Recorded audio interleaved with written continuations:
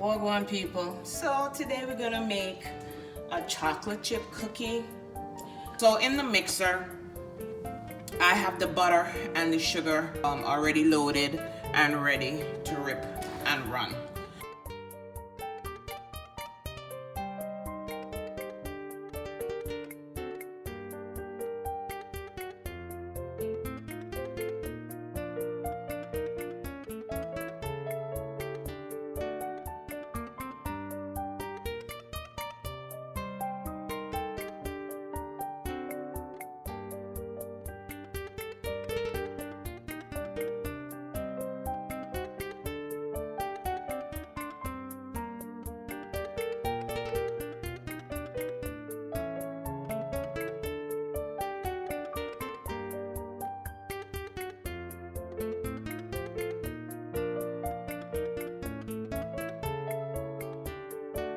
So we scrape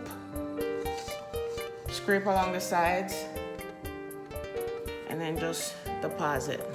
Okay, so I just scoop, use them about maybe an inch or so apart.